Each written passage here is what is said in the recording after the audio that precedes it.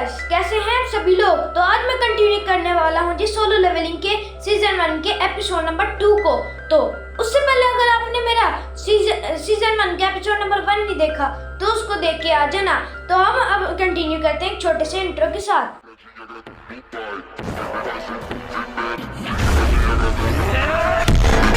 風の呼吸2の型蛇の呼吸3の型 तो हम देखते हैं कि जितने भी हंटर थे वो अभी तक इसी डंजन में फंसे हुए हैं और उनके सामने वो स्टैचू है और जिनसे वो काफी ज्यादा डरे हुए हैं। और इनका कैप्टन सॉन्ग इनको कहता है कि हमें शायद से इनके रूल्स हैं उन पे फोकस करना होगा। तो तभी सॉन्ग जिन्नू के पास आके कहता है कि अच्छा हुआ तुमने स्टैचू को नोटिस कर लिया, वरना अभी हम सारे के सारे लोग मारे जाते। क्या पता था तुम्हें जिन्नू के ये स्टैचू अभी हमें मारने वाला है।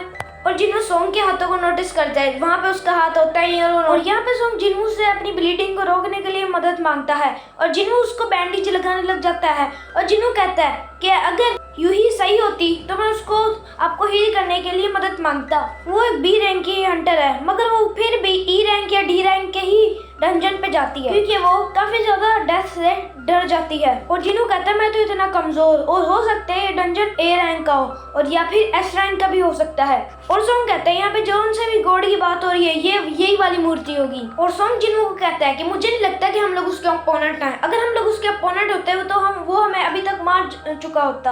और उनमें से एक हंटर कहता है मुझे अपनी स्पीड पर काफी ज्यादा भरोसा है, मैं अपनी स्पीड की यूज करके इधर से बाहर निकल सकता हूँ और ये लोग, मैं शर्त लगाता हूँ ये लोग मुझे नहीं मार पाएंगे। और वो जैसे जाता है अपनी फुल स्पीड का यूज करके और एकदम से उस मूर्ति की आंख चमकने लग जाती है और एक भयानक तरीके से खत्म हो जाता है, जहाँ पे उसके सिर्फ और सिर्फ पाँव बचते हैं, उसकी पूरी की पूरी अपर बॉडी तबाह हो चुकी होती है। सॉन्ग कहता है कि अगर ये मूर्ति अब हमें मारने के लिए चाहे तो ये हमें चुटकियों में खत्म कर सकती है। और जिन्नू कहता है अगर ऐसी बात है तो इस मूर्ति ने अभी तक हमारे ऊपर हमला क्यों नहीं किया। और ये कहने के बाद जिन्नू टेंपल का फर्स्ट रूल पूछता है और सॉन्ग कहता है फर्स्ट रूल है कि गॉड की पूजा करो। ये सुनने के बाद जिन्नू खड़ा होने लगता है और जैसे ही वो खड़ा होता है जिन्नू होता है काफी ज्यादा डर जाता है। वो जो मूर्ति की आंखें होती हैं वो चमकने लग जाती हैं और फौरन जिन्नू स्पीड से नीचे बैठ जाता है और उसकी आंखें नॉर्मल हो जाती हैं। तो जिन्नू समझ जाता है कि सबसे पहले हमें अपने घुटनों के बल बैठना होगा। जिन्नू कहता है कि सभी लोग अपने घुटनों के बल बैठ जाओ, स्टैचू के सामने झुक जाओ। और यहाँ पे सभी हंटर स्टैचू के सामने झुक जाते हैं और हमें अब यहाँ पे वो सीन दिखाया जाता है जो कि हम सबसे ज्यादा शॉर्ट्स में देखते हैं। यहाँ पे हम देखते हैं इस स्टैचू की एक क्रीपी सी स्माइल और यहाँ पे ये लोग काफी ज्यादा डर जाते हैं इस स्टैचू की इतनी ज्यादा क्रीपी स्माइल देख के।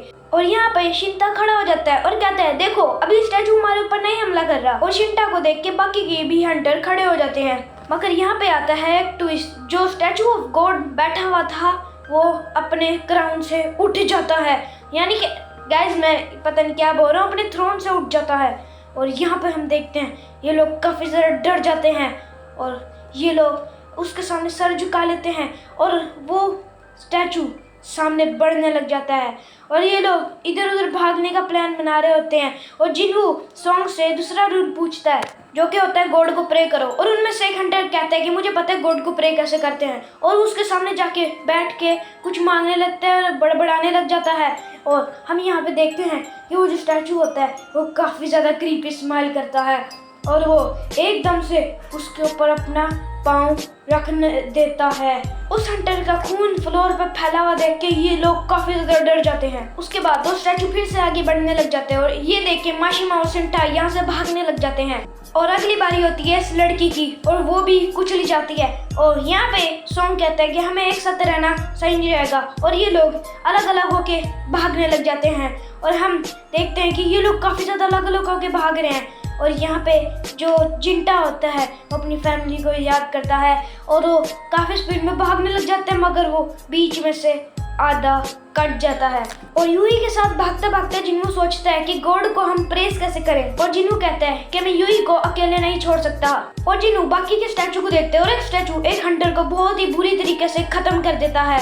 और यहाँ पे जिन्नू काफी ज्यादा गौर से इन स्टैचूज को देख रहा होता है और कुछ स्टैचू ने तो म्यूजिक का सामान पकड़ा होता है और जिन्नू यहाँ पे कुछ तो सोचने लग जाता है। और जिन्नू कहता है सभी के सभी हंटर सुनो, जिन जिन भी मूर्तियों के पास कोई म्यूजिक का सामान है उनके पास जाके खड़े हो जाओ। और यहाँ पे सॉन्ग के जिसके पास जाता है उसकी आंखें वाइट हो जाती हैं, यानी कि जिन्हों ने बिल्कुल सही सोचा। और बाकी सारे हंटर भी ऐसा ही करते हैं, वह इधर इधर जाने लग जाते हैं। और यहाँ पे काफ़ी ज़्यादा लोग उन्हीं स्टैचूज़ के पास जाके खड़े हो जाते हैं। और यहाँ पे जिन्हों और यूही एक स्टैचू के नीचे जाते हैं, मगर उसकी आइज़ वाइट नहीं होती।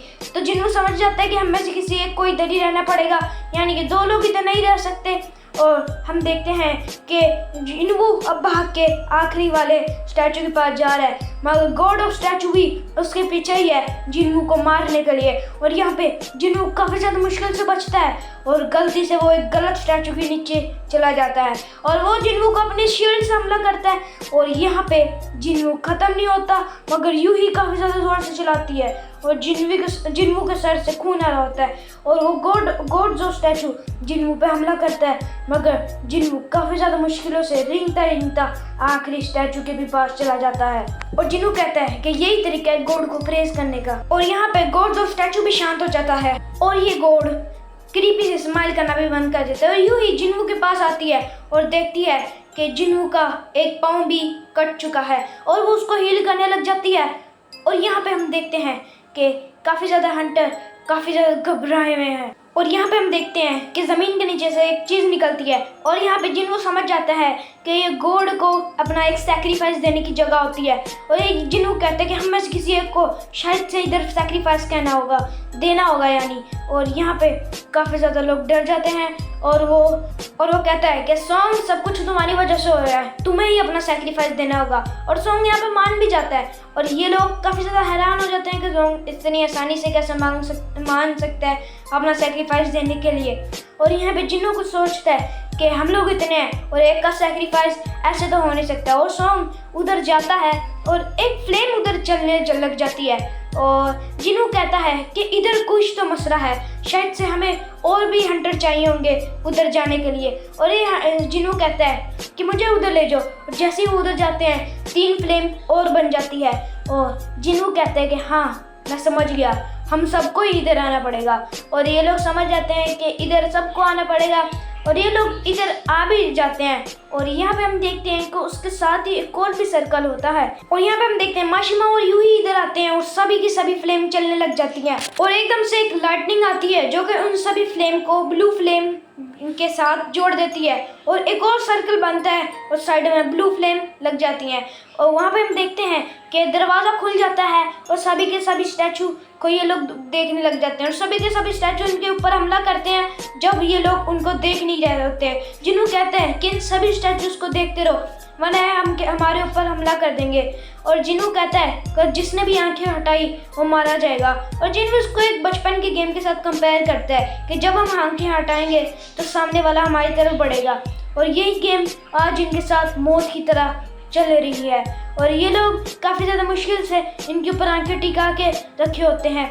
और जिन्हों यहाँ पे काफ़ी ज़्यादा डरा हुआ होता है और यहाँ पे हम देखते हैं एक फ्लेम जो होती है वो माइनस हो जाती है और यहाँ पे काफ़ी ज़्यादा जो स्टैचूज़ होते हैं वो रेडी हो जाते हैं और दरवाज़ा भी थोड़ा सा बंद हो जाता है। और यहाँ पे हम जिन्हों को देखते हैं जो कि इधर ही होता है और काफ़ी ज़्यादा मुश्किल में होता है क्योंकि उसका एक पाँव भी नहीं है। और 3 हंटर यहाँ से भाग जाते हैं। जिन्हों कहते हैं यहाँ से कोई भी ना भागना वरना ये सभी के सभी जो स्टैचू हैं वो हमारे ऊपर हमला कर देंगे। और यहाँ पे जिन्हों काफ़ी ज़्यादा डरा होता है और समझ जाता है कि अब कुछ भी नहीं हो सकता, अब हम में से किसी एक को सैक्रिफाइस देना होगा। और यहाँ पे गाइस यहाँ पे हम देखते हैं कि सॉन्ग कहता है कि मुझे भी काफ़ी ज़्यादा काम है, मुझे भी अपनी लाइफ जीनी है, तो मैं तो अपना सेक्रीफाइस नहीं दे सकता।